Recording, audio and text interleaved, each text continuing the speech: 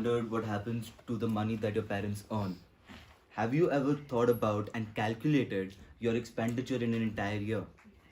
Well, if you haven't, then I assure you that by the time you walk out of this room, you'll at least be asking yourself some of these questions, if not all. Good afternoon to everyone sitting here. Today, I, Aditya Gupta, will be talking to you about personal financial management. Everybody can hear me, right? Okay, then I'll just. आगे जो seems and gas के पीछे तक आवाज नहीं जाती. Then not many people sitting at the back. It's audible. It's audible and that's clear. So, whether you're a D former, a C former, or even a master sitting here, age doesn't matter because this is that one topic that transcends the boundary of age groups. So, I'm sure that many of you must be wondering that there are diverse people sitting here from various age groups. And before we begin, just to make it clear, you don't need to worry about that. All that I'm going to be talking about today will be simple stuff which each and every one of you can understand and also practice in your daily lives. I was introduced to personal finance a few years back, and it has had a truly transformational change in the way I look at money and the way I interact with money.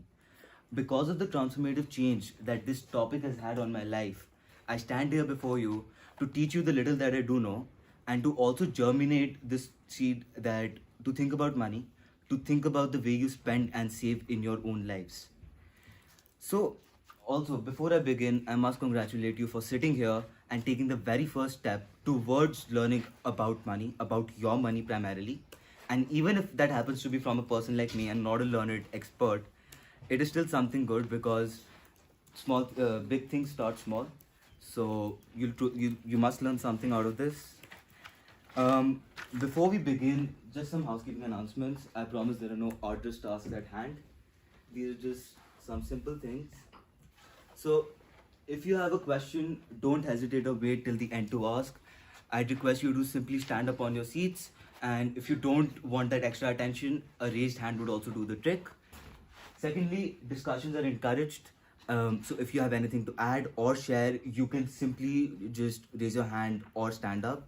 Discussions bring something new to the table, so please don't shy away from sharing your point, and I'd absolutely encourage you to button. And lastly, as always, feedback and criticism are welcome. You can walk up to me at the end and tell me if there's anything that I need to improve on or if there's anything that you like. This would just help me in the future, so I'd really appreciate if you could share these things with me.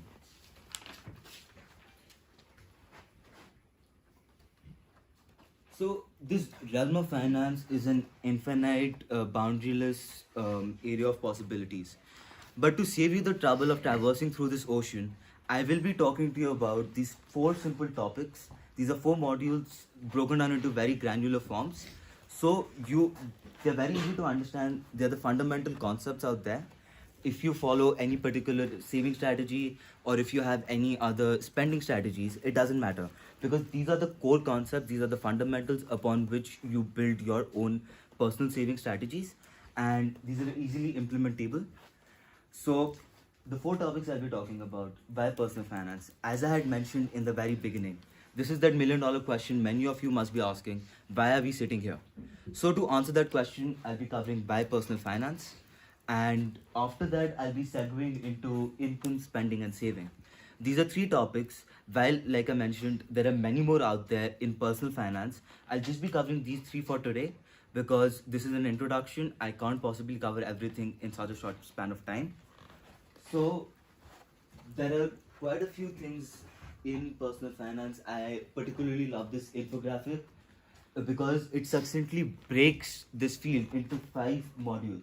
So income, spending, saving, investing and protection. I'm sorry if you guys can't see it because I think the color is a bit too light, but as I mentioned, income, spending, saving, investing and protection. I'll be covering 3 out of 5 of these today. For those of you interested in looking at protection and investing, I'll be recommending some books at the very end, so you can read them if you're interested to know more about this topic. Yeah, so I think we can begin. Why personal finance? So it teaches you the art of living prudently. It is not boring financial accounting, it is not cumbersome looking at numbers or anything that you might believe is tiring with finance. Finance is not tiring, I'm not saying that, but Again, many of you might think that this is a boring thing and not something we would want to do, but it is the art of living prudently. It is a life skill that will teach you how you need to live a life which allows you to have the discipline for a healthy financial life. It allows you to be prosperous without having to go beyond your way, without having to go above and beyond. It makes you an intelligent consumer and member of the society because, as you might know, when you know about personal finance, you look at money through a different perspective. You get a chance to question your purchasing decisions. You get a chance to ask yourself, am I buying this thing whether I need it or not? Do I need to have this, and whether this is a frivolous purchase or not? I ask myself these questions when I'm making a purchase, and this helps me avoid those extra things which I might not need but just want for the heck of it. By asking yourself these questions, you will not fall prey to the predatory consumer giants that we have today. Every day we are seeing new schemes coming up. Every day there are many discounts.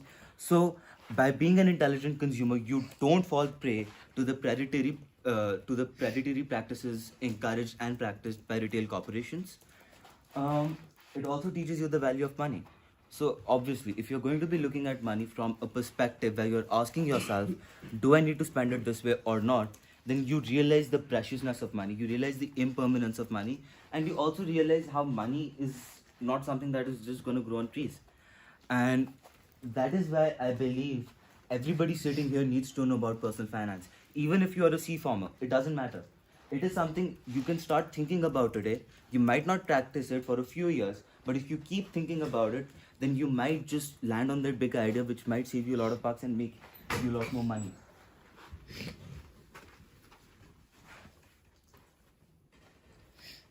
Yeah. So the PARs of personal finance. As you can see, P stands for prioritization, A stands for assessment, and R stands for restraint. By prioritization, what do we mean? Prioritization essentially entails knowing and doing those things which give you the most money. You might want to do 10 things that are out there, but you only have as many hours in a day, so you can't possibly cover those 10 things.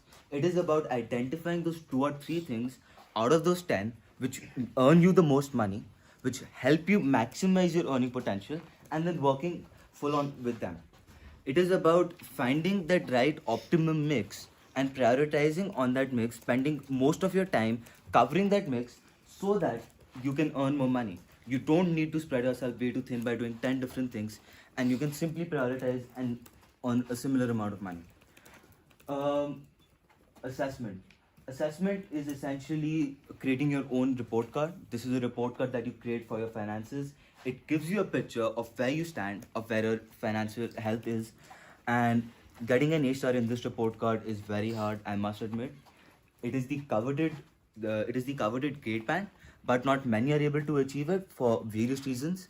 I'll be covering some ways that you can use to achieve this A-star grade, so to speak. And lastly, restraint. Restraint is essentially tied up with spending, and since I'll be talking about spending separately in a slide, I'll be touch basing on this in a little while.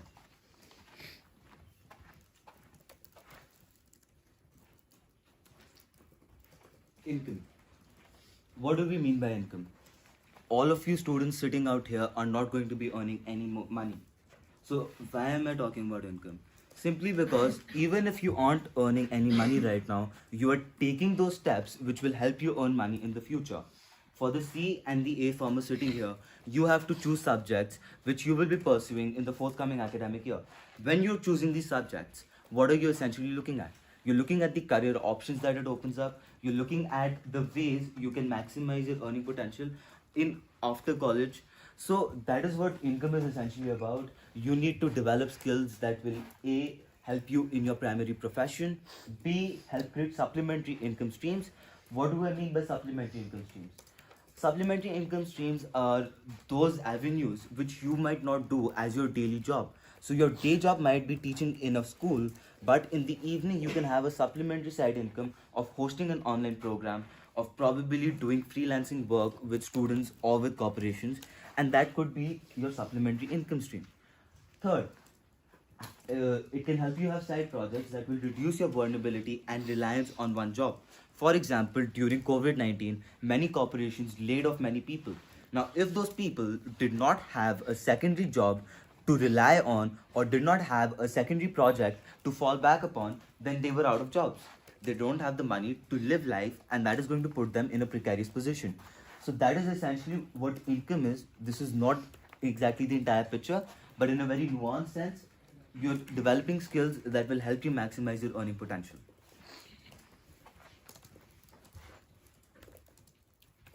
Spending. Like I was talking about restraint earlier, spending in personal financial management interlinks to how you can curtail your spending to ensure that you don't overmax your wallet or overmax your credit cards. Um, First thing, being smart about your expenditures. You cannot possibly buy everything that is out there unless you are Bezos or you are Elon Musk. And that is the truth of life, that's the harsh reality. We have to accept it. Nobody can buy everything that is out there. Although that next, the new MacBook might look enticing, that new phone might look enticing, you need to be smart about the things that you buy. You need to be mindful about how much you spend because there is only as much as there is only so much that you can afford. You also need to be mindful about your credit card and EMI utilization. This is very, very important because in the digital day and age that we are living in, knowing about your credit card expenditures and knowing about the number of EMIs you have taken is very important because of the fact that you don't get to see that credit card bill or that EMI bill up until the end of the month or till the end of the year, depending on the scheme that you have chosen. You don't realize how many you have. You might just buy a MacBook on Monday, you might buy an iPhone on Tuesday, and you might end up buying that Bose speaker on Wednesday. So you don't realize how much you're spending, you might even forget. That is a big pitfall of digital credit. That is why it is absolutely important to be mindful about your credit card and EMI consumption. There are C farmers and A farmers sitting here. Although you guys don't have credit cards right now, you are going to get that in a few years' time. And the importance of knowing about this concept is that when you get that credit card, you shouldn't go crazy that you have gotten a credit card, you want to spend, you want to buy things that you want. And yes, you do need to enjoy life, but you also need to be mindful about the things that you buy.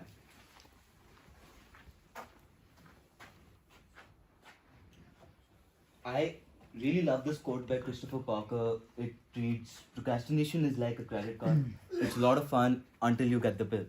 Like I was talking earlier, a credit card bill doesn't arrive until the end of the month. You'll end up spending throughout the month without realizing that, okay, I might have bought something on Monday, I might have bought something on Tuesday, I might have bought something on Wednesday.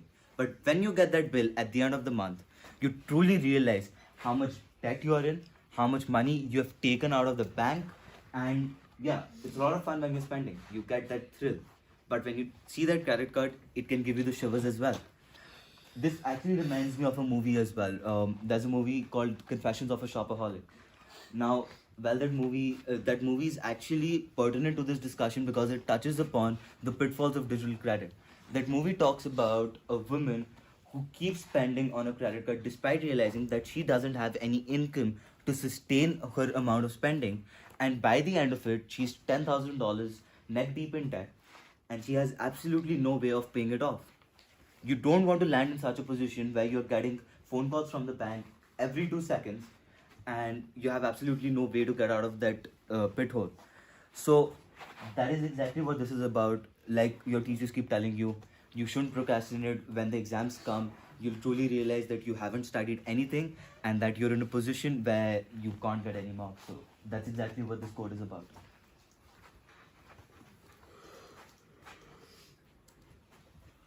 How can you say it? This is the Goliath in this entire discussion about personal financial management. This is that one question that everybody tries to get right. Because if you're able to get this question right, then you can truly maximize your growth, you can maximize the amount of money you make out of the existing money that you have. So it'll be like you have 100 rupees and you put 80 rupees out of that into different schemes such as those I've mentioned, and you're able to grow that 80 into 160. Although that is not exactly possible, but the idea behind saving is to be able to save your money and also grow it to the extent that you can multiply it. 3 ways to do that. I'm not covering this in a lot of depth. So first is obviously you can deposit money in the bank. It is not the most lucrative option out there, but it is the safest. It gives you some amount of returns. It can give you some amount of percentage returns that can help you grow your money. It might not be as much as investing, but that is a trade-off that you'll have to pay for this risk-free for the risk-free investment class that it is. Secondly, investing in various asset classes. It is the same as a bank, but the only difference is that the risk forms in this institution they are different. Also, there are many more ways in which you can grow your money. Banks is just one option. When you invest, you have tens and hundreds of more options to grow your money. So that is what investing in various asset classes is about. If you want to know more about this, because this is a very interesting field, it is very riveting to read about. I'll be talking about some books at the end. They're going to be helpful. You can read them. That will help stimulate some thoughts in your mind. And lastly, building an emergency fund corpus. As I was mentioning, people were laid off during COVID. We all know about the unemployment numbers. Many people lost their jobs. How could they prevent themselves from facing the wrath of losing their jobs?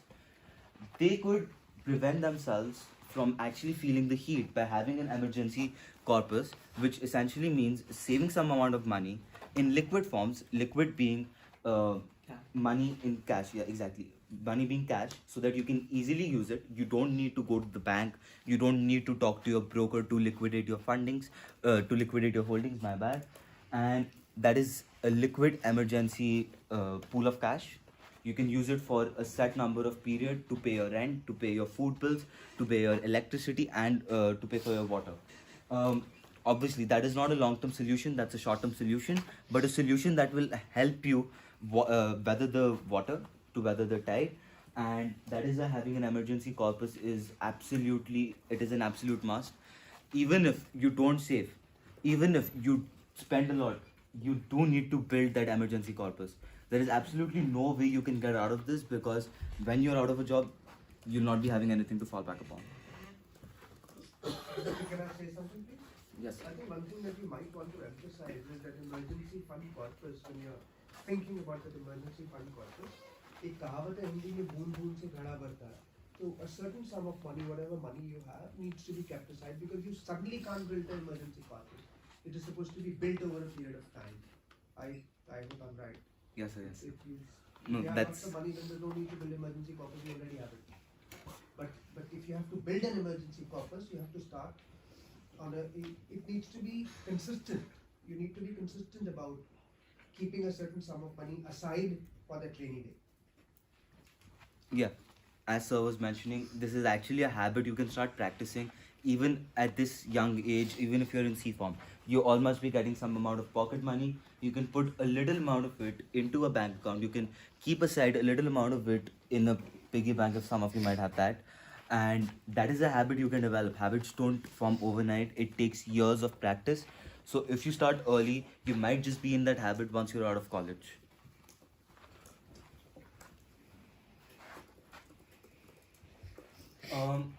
This is a way of saving which I thought that would be helpful to many of you. Although, yes, the students out here are not earning any money, but still this is something that you can think about in your free time. So this is the Elizabeth Warren way of saving. Elizabeth Warren is a senator in the United States. She had written a book a few years back where she had popularized this method, which is the 50-30-20 budgeting method. What does it entail? It essentially breaks down your income after you've paid your taxes to the government into three distinct percentage parts. So the first percentage part is 50%, which is obviously for your needs. So you might have to pay your rent, your water bills, your electricity bills, and all the absolute necessities of life. So for that, you keep aside 50% of your income after you've paid the government, your taxes. The 30% is for your wants. Obviously, you can't live a life without any pleasures. So for those pleasures, you don't need to spend 110% of your income, but rather you can spend 30%. So that 30% gives you that leeway to enjoy your life, to do the things that you want without straining your wallet. The last 20% is that saving part. Like sir was mentioning, your savings cannot be built overnight. So you need to be in a practice of putting aside your income either monthly or annually or quarterly, as you would prefer. Aside for savings, that could be 20%. This is just one way. There are many others out there, and everybody has their own way of saving. There are no hard and fast rules in this game, but I just thought that knowing a method might help you develop something of your own. Although I realize that many of you are not earning any income, this might not apply to you. But the reason why I wanted to talk about this is it gives you that thought, it lays a seed in your mind to think about what you would do if your parents suddenly gave you a pool of cash, if your parents suddenly gave you a large amount of pocket money in one go. So you could think about this. You could save more since you might not be having any needs. You could probably put a larger chunk of that into your savings. And I'll now be talking about some books. So these are some recommended reads from my side. Um, Napoleon Hill's Think and Grow Rich, Robert Kiyosaki's Rich Dad Poor Dad, and John C. Bogle, who's also the father of index investing. He's written The Little Book of Common Sense Investing. These three are cult classics when it comes to investing. There are a few more which are more in depth, which cover investing and other more specialized topics of personal finance. But these three give you an overarching view. These are books that you can read if you are very interested in knowing more about this field. Napoleon Hill, and also there's Vicky Robbins' Your Money or Your Life. Now, this book talks about some steps. There are 9 steps which can help you transform the way you live. So that is another read you can check out. So that's about it. That's all I wanted to talk to you. Thank you. And if there are any questions, I'll answer them right now. Can you just leave So- it on? Yeah, thanks.